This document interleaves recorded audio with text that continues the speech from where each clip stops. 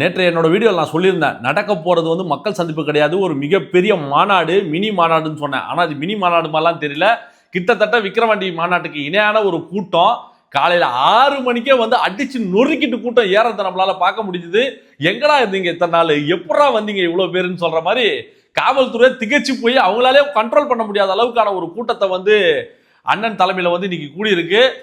பிரிச்சு விட்டார். இன்னைக்கு இவங்க சொல்லிக்கிட்டு இருந்தாங்க, வச்ச மொத்த குற்றச்சாட்டுக்கும் இன்னைக்கு வந்து ஒரே ஆளா சிங்கிள் மேனா சம்பவம் மேல சம்பவம். இதை தாண்டா நாங்க எதிர்பார்த்தோம் தங்கமேன்னு சொல்லி மீம்ஸை போட்டு பசங்க பறக்க விட்டுக்கிட்டு இருக்கானுங்க.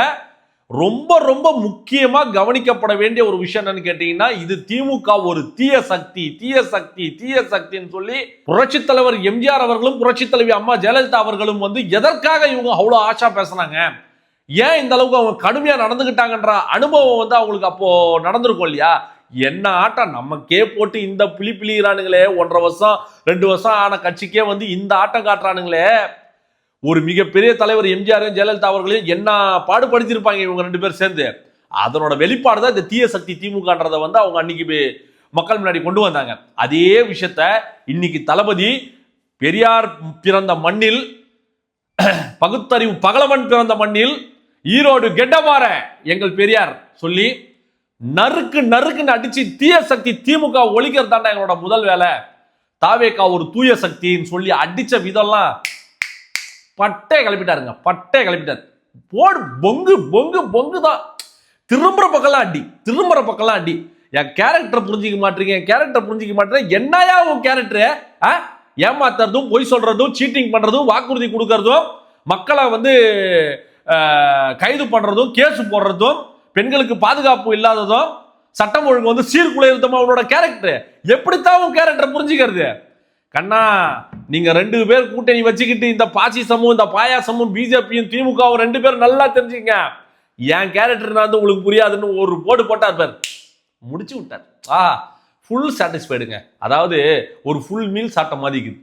என்னையே திரையில பார்த்த மாதிரி ஒரு உணர்வு வரும்ல. ஒரு ரசிகனா, ஒரு தொண்டனா, ஒவ்வொருத்தருக்குள்ள கொழுந்து எரிஞ்சுக்கிட்டு இருக்க ஒரு வெறி இருக்குல்ல, அந்த வெறியை இன்னைக்கு என் தலைவன் அடிச்சு கிழிச்சு நொறுக்கி விட்டும் போது, யாரா இளம் பெரியாரு? பெரியார் எழுதுனாலே உன்னால படிக்க வராது, நீ பெரியாரா இளம் பெரியாரான்னு சொல்லி அண்ணன் ஆதவர்ஜுன் அடிச்சதா இருக்கட்டும், ரசிகனா கூட எடுத்துட்டு போயிடலாம், ஆனா கொத்தடிமையா இருக்கக்கூடாதுன்னு சொல்லி அண்ணன் அருண் ஐயாரஸ் அடிச்சதா இருக்கட்டும். இது வந்து மாற்றத்திற்கான தொடக்கம். இது ரசிகர் கூட்டம் கிடையாது, இது மிகப்பெரிய தமிழ்நாட்டின் மாற்றத்துக்கான தொடக்கம்னு சொல்லி பேசிய அண்ணன் புஷ்யானந்த் அவர்களோட பேச்சா இருக்கட்டும். இன்னைக்கு எல்லாருமே ஃபுல் ஃபார்ம்ல இருந்தாங்க. ஐயோ, அந்த மக்களோட வரவேற்பு பாருங்க. ஆரவாரம் கார் வரும்போது 2 பக்கமும் அந்த கூட்டத்தை சேர்த்துக்கிட்ட ஹைலைட் என்ன தெரியுமா? இந்த பேச்சுல எல்லாமே ஓகேங்க, ஃபுல் மீலுங்க. ஆனா ஒருத்தரை போட்டு அடிச்சாரு பாருங்க அடி. யாரா நீ எல்லாம் ஆட்டத்திலே கிடையாது சொல்லி ஓடு, இந்த பக்கமே பார்க்க கூடாது, ஓடு அடி கிழிச்சு விட்டாரு. அதுலயும் ஒருத்தன் பேசணும் பாருங்க. அதாவது நாளைக்கு வந்து விஜய் என்ன பேச போறாருன்றத இவருக்கு வந்து கொஸ்டின் ஆன்சர் ஷீட் வந்து லீக் ஆயிடுச்சான்.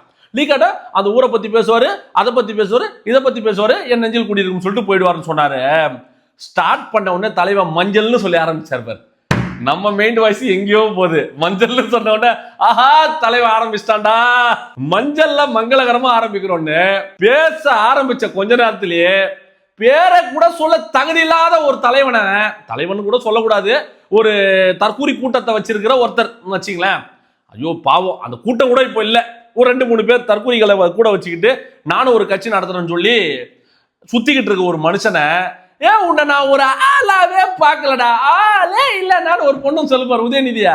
அந்த மாதிரி நீ எல்லாம் எனக்கு ஒரு ஆளா? ஏய் யாரா நீ பட சொல்லிட்டு பட்டுன்னு ஒன்று வச்சாரு.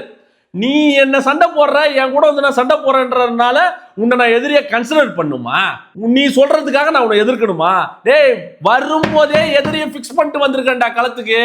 உன்னை மாதிரி எதிரி யாருன்னு தெரியாம, துரோகி யாருன்னு தெரியாம, பணம் கொடுக்குறவங்க கூடலாம் போய் வேணாம், அப்புறம் ரொம்ப தப்பாயிடும். டேய் மஞ்சப்பொடி, பார்த்தல்ல உன்னை ஒரு ஆளாவே நாங்க மதிக்கல. நீ எங்க கிட்ட வந்து எவனோ தூக்கி போடுற எலும்பை கவிட்டு வந்து கக்கற ஒரு ஒட்டுண்ணி நீ, புரியுதா? நீ எல்லாம் எங்களை பத்தி பேசுறதுக்கு உனக்கு தகுதியே கிடையாது. உன்னை ஆட்டத்திலே சேர்த்துக்கல. போய் பாலை பொறுக்கிற வேலையை பாரு. வாழை பொறுக்கி போறது கூட ஒரு கண்ணியமான வேலை தான். ஏன்னா அவனுக்கு ஒரு அந்த ஆட்டத்தை கத்துப்பான், நாளைக்கு அந்த ஆட்டத்தை வந்து முயற்சி பண்ணுவான், ட்ரை பண்ணி ஜெயிக்கிறதுக்காச்சும் முயற்சி பண்ணுவான். யாரு? வாழை பொறுக்கி தூக்கி போடுற பையன் ஸ்டேடியத்துல. ஆனா நீ ஆடியன்ஸா இருக்க கூட தகுதி இல்லாதவன், புரியுதா? நீ வந்து எங்களை பத்தி பேசிட்டு இருக்கன்னு சொல்லி உன்னை நாங்க ஆட்டத்திலே சேர்த்துக்கல, ஓரமா போட சொல்லி ஒரு டைலாக் வரும் பாருங்க, ஏய் போட அந்த பக்கம் சொல்லி அடி கிழிச்சு பசங்க கொண்டாடிக்கிட்டு இருக்கா. கர்ஜனை, தளபதியோட கர்ஜனை இதுதான். அடிச்சு கிளி கிளி கிளி ஏறுது பாரு, ஒரு பீக்கு ஏத்தி வச்சு நெருக்கு நெருக்கு நெருக்குன்னு சொருகுறாரு. வழக்கம் போல அரசியல் பேச தெரியல விஜய்க்கு. அவர் அரசியல் பேச மாட்டாரு, 10 நிமிஷம் பேசுறாரு, 9 நிமிஷம் பேச. ஏ நான் எவ்வளவு நேரம் பேசுறேன், உனக்கு என்னயா எரியுது? நான் பேசினாதான் உனக்கு வலிக்குது இல்ல? என்னதான் நீ ஒரு ஆளா மதிக்கல, எதுக்கு எப்ப பார்த்தாலும் என்ன பத்தியே நீ புலம்பிட்டு இருக்க? நான் தான் ஒரு ஆளாவே நினைக்கலன்னு நீயே சொல்ற, தாவேக்கான ஒரு பெருசாவே நினைக்கலன்னு இவனுங்களா பேசிக்கிறானுங்க. அப்ப எதுக்கு நாள்தோறும் பொழுதன்னைக்கும் என்ன பத்தியே நீ பேசிக்கிட்டு இருக்க? விஜய் என்ன பண்றாரு? இவங்களை பொறுத்த வரைக்கும் தலைவரை முடக்கணும். ஆஹா, நான் கூட எதிர்பார்த்தேன், சரி அடிப்பாருன்னு தெரியும், ஆனா இந்த போடு போடுவார்ன்றதை நான் வந்து நினைச்சே பார்க்கல. மக்களும் சரி தொண்டர்களும் சரி ரொம்ப ஆரவாரமாயிட்டாங்க, உற்சாகமாயிட்டாங்க. இந்த தீய சக்தியை எப்படி தீய சக்தி தீய சக்தி தீய சக்தி தீய சக்தி தீய சக்தி திமுகவை வீட்டுக்கு நிரந்தரமா அனுப்புற வரைக்கும் நம்ம ஓயக்கூடாது, இன்னும் உழைக்கணும்.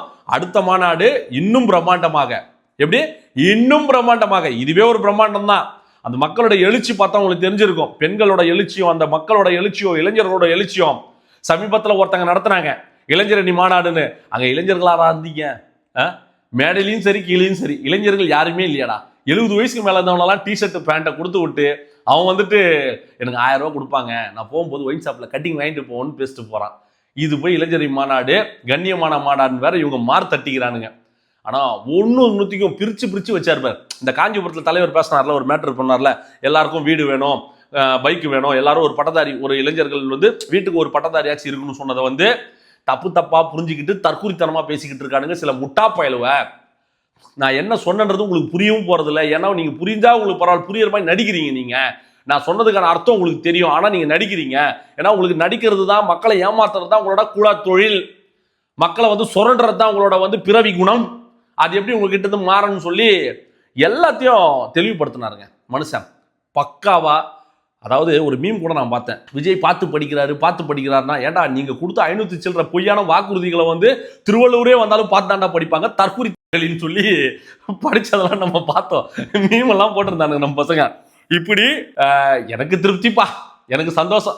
எது எப்படியோ ஒரு ஆளை ஒரு ஆளாவே மதிக்காதது, அந்த ஆளை ஒரு ஆளாவே மதிக்கல.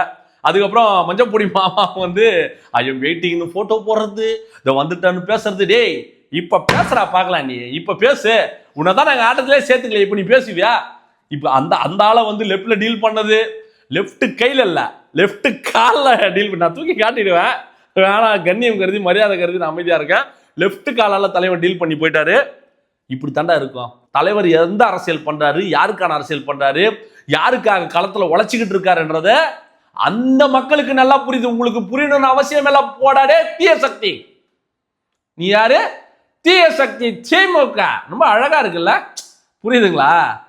கடைசியா ஒரு சொன்னார் தளபதி, பணத்தை கொடுத்து மக்கள் கிட்ட ஏமாத்தி சுரண்ட உங்களோட பணம் ஜெயிக்குதா, இல்ல என்ன தூக்கி நிறுத்தி இந்த இடத்துல என்ன கொண்டாட வச்சிருக்கிற, இந்த மக்களுக்காக எல்லாத்தையும் தூக்கி போட்டு வந்திருக்கிற, என்ன தாங்கி பிடிக்கிற இந்த மாசு ஜெயிக்குதா, இல்ல உன் காசு ஜெயிக்குதான்றத பார்த்தலாம். வாடா டிவி கேடா அடிச்சாரு பாடுறா, சினிமா டைலாக் உன்னை விட எங்க தலைவன் பயங்கரமா பேசுவார், புரியுதா? அதனாலதான் இன்னைக்கு திரையுலகின் சூப்பர் ஸ்டார் விஜய், புரியுதா?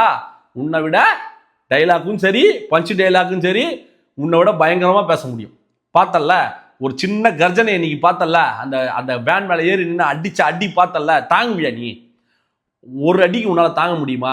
அடுத்த மாநாடு போடுற வரைக்கும் திமுக என்ன கதற போறாங்க பாரு. வருவாங்க ஒரு பத்திரிக்கையாளர் 2 பேரை உட்கார வச்சு ஒருத்தன் பேசுவான், தற்குறித்தனமான பேச்சு சொல்லி ஒருத்தன் பேசுவான்.